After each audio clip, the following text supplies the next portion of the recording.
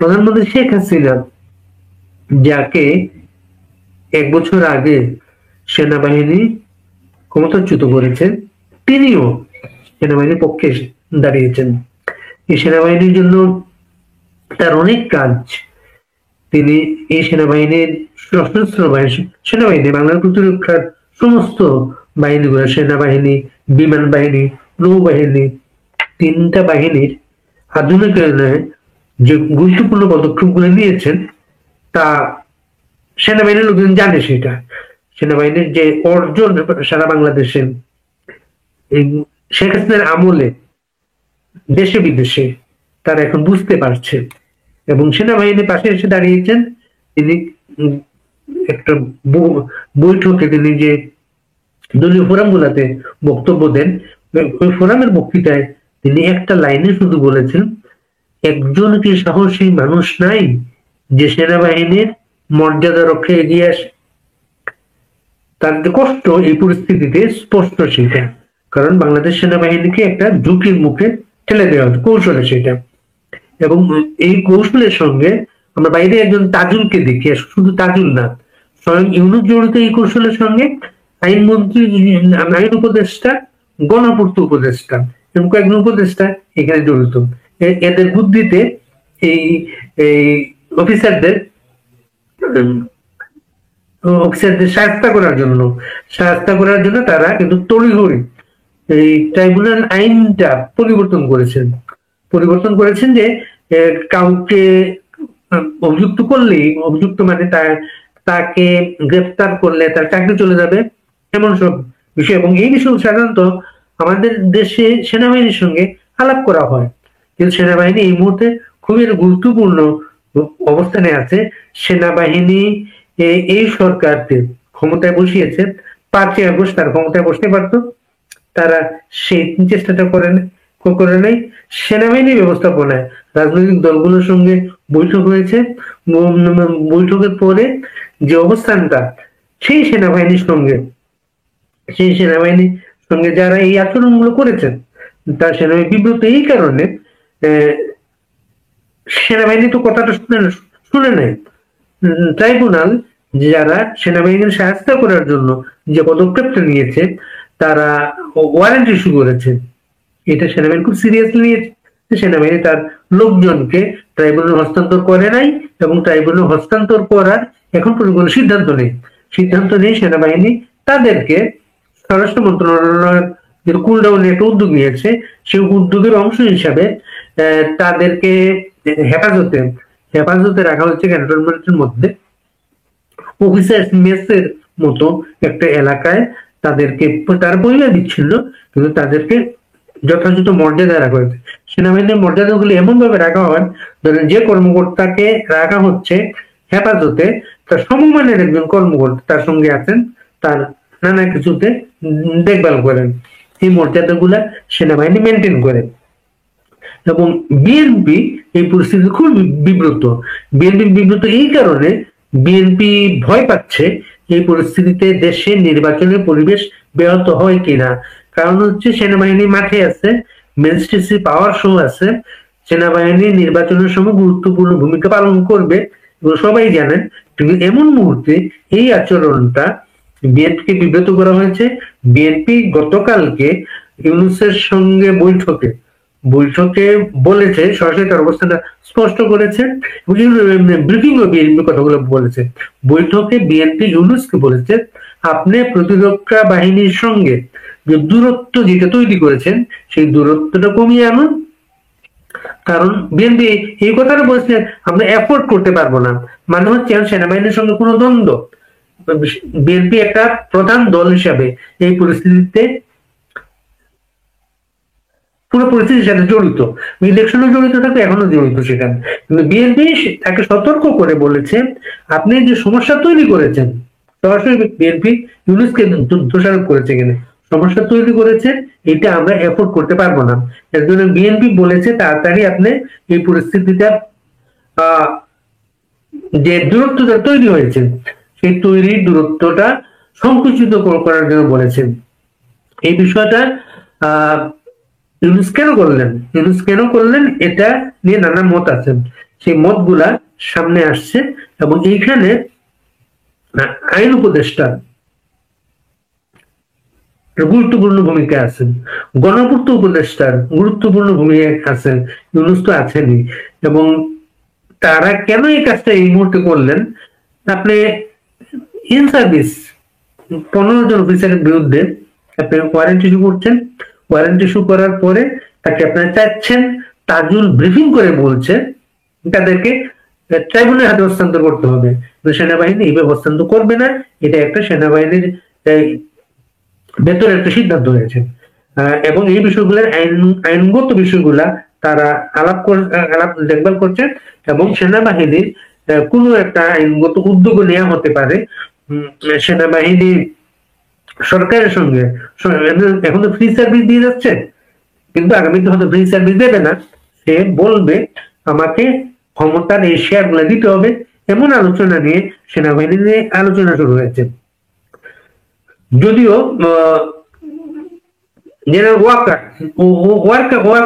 সেনাবাহিনীর একাধিক মত আছে, কেউ কেউ খুব বিরক্ত ওয়াকারের উপরে, তারা মনে করছেন ওয়াকারের গার্ডলেস ভূমিকার কারণে এই বাইরের লোকজন এই সাহসটা পাচ্ছে।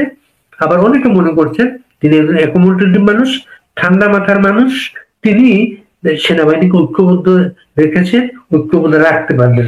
কিন্তু এখন এই পরিস্থিতিতে এসে যে বিষয়গুলো সামনে এসেছে সেনাবাহিনীর ভেতরে আলোচনার সামনে এসেছে হচ্ছে আপনার এই যে এবি প্রায়োরিটি ব্যারিস্টার ফুয়াদ যে কথাটা বলেছিল সেনাবাহিনী উড়িয়ে দেবে, সেনানিবাস উড়িয়ে দেবে, হাসান আব্দুল্লাহ যে ভাষাগুলো ব্যবহার করেছিল, স্লোগান দেওয়া হয়েছে মাঠে, ওয়াকার না আসনাত আসনাত আসনাত, এই বিষয়গুলা সেনাবাহিনী ইগনোর করতে চেয়েছিল এবং হজম করতে চেয়েছিল, কিন্তু এই পরিস্থিতির কারণে এই বিষয়টা সামনে এসেছে। এবং তাজুলের ভূমিকাটা, তাজুলের টোনটা, কথা বলার টোন, তাজুলের অ্যাপ্রোচ কিন্তু আলোচনায় আসছে, এটা বেশি আছে। ফুয়াদ যেদিন সেনাবাহিনী সেনানিবাস উড়িয়ে দেওয়ার কথা প্রকাশ্য মিটিং এ বলেছিল, তখন পাশে তাজুল ছিল, কিন্তু তাজুল চিফ প্রসিকিউটর, কিন্তু সে ওইখানে ছিল জামাতে প্রোডাকশন, তারা এইভাবে ছিল সেটা। এবং তাজুলের আচার আচরণ সেনাবাহিনীর উদ্দেশ্যে, টোন, এই বিষয়গুলোকে সেনাবাহিনী মনে করছে অধ্যত্ত এবং কোন কোন অফিসার সরাসরি শব্দ ব্যবহার বেয়াদব, মানে একজন আইন কর্মকর্তা দেশের সশস্ত্র বাহিনী সম্পর্কে কিভাবে কথা বলতে হয় সেটা উনি জানেন না, এটাকে অধ্যত্ত হিসেবে দেখা হচ্ছে। এবং তাজুল এখনো টোন ডাউন করেননি, যদিও এখন আর বলতে পারছেন না। আইনটা হচ্ছে যদি এই ধরনের পরিস্থিতিতে সিভিল কোর্টে একজনকে 24 ঘন্টার মধ্যে গ্রেপ্তার করে আইনের হাতে সোপর্দ করার নিয়ম, আটক করলেন 24 ঘন্টার মধ্যে। আর সেনাবাহিনীর আইনে আছে 48 ঘন্টার মধ্যে। 24-48 দুটোই চলে গেছে সেটা, এবং থমথমে একটা অবস্থা, এটা একটা পরিস্থিতি তৈরি করেছে। এর মাঝে পরিস্থিতি জটিল করছে কিন্তু এই যে জুলাই সনদ নিয়ে যে আশা করা হচ্ছিল, কিন্তু এই জুলাই সনদ নিয়ে নানা ফাঁক করে এই যারা এর পেছনে জড়িত তাদের যে মোটিভ গুলা সামনে চলে এসেছে।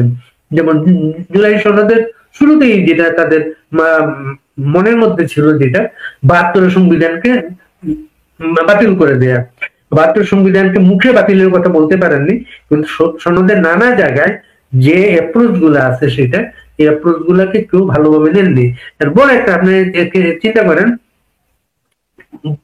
জাতির পিতা বঙ্গবন্ধু শেখ মুজিবুর রহমান আমাদের 72 সংবিধানের মাধ্যমে প্লাস হচ্ছে আমাদের আইনের মাধ্যমে তিনি এখনো জাতির পিতা, এটা তো এখানে নাই।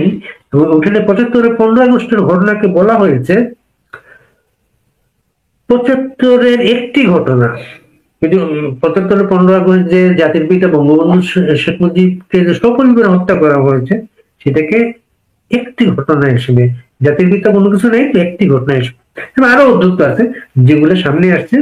এবং এই সনদ নিয়ে ইউনূসের একটা প্রতারণার অ্যাপ্রোচ তিনি বলার চেষ্টা করেছেন একটা বক্তৃতা দিয়েছেন, সে বলার চেষ্টা করতে খুবই সবাই ঐক্যবদ্ধ।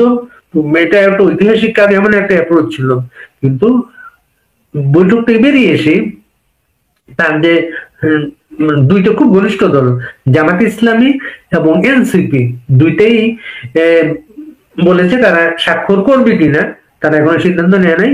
তারা ফাঁকফোকর করে কথা বলছে, তারা তো বার্গেনিং করছে। কিন্তু কমিউনিস্ট পার্টি সহ 4টা দল এর মধ্যে ঘোষণা দিয়েছে তারা এটা স্বাক্ষর করবে না। এই সনদটা এত দৃষ্ট একটা অ্যাপ্রোচ আছে এখানে, যারা স্বাক্ষর করবেন তারা আগামী নির্বাচনে অংশ নিতে পারবেন, এমন একটা অ্যাপ্রোচ আছে। ওইখানে বলা আছে যে এই সনদ নিয়ে কেউ কোনো আদালতে যেতে পারবেন না। এই বিষয়গুলা বাংলাদেশের সংবিধানের সাথে সাংঘর্ষিক এই কারণে সংবিধান প্রতিটি মানুষ এই রাইটটা দিয়েছে যে কোনো পরিস্থিতিতে যে কোনো সে একটা মানুষ যদি মনে করে সে বিচার বঞ্চিত, যে কোনো বিষয় নিয়ে আদালতে যেতে পারে।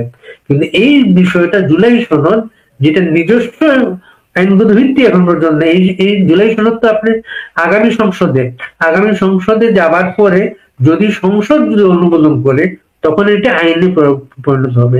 কিন্তু এখনই যেটা কোনো আইনগত ভিত্তি নাই, তখনই বলা হচ্ছে এটা নিয়ে কোনো আইনগত ব্যবস্থা যেতে পারবেন না।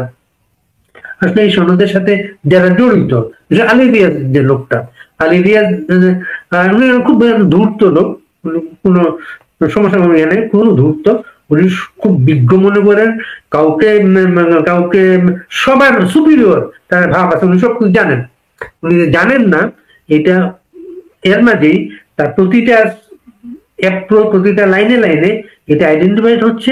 এগুলো নিয়ে আমরা আজকে রাত্রে আমরা বিশদ আলাপ করব। এবং এই সনদটা স্পষ্ট কথা, এটা হচ্ছে আসলে রাজাকারের নাতিপুতিদের সনদ। তাদের একটা সার্টিফিকেট দরকার, এইটা তারা সেইভাবে সাজিয়েছে। তাদের দরকার হচ্ছে আইনের রক্ষা কবচ, কারণ হচ্ছে তারা বাংলাদেশের যে এনআরকি তৈরি করেছেন, বাংলাদেশের যে আইন লঙ্ঘনে এত পুলিশ হত্যা, থানা লুট, এত কিছু যে বাংলাদেশের ক্ষতি, এগুলোর থেকে আইনগত সুরক্ষা পাওয়ার জন্য তাদের এই সনদ।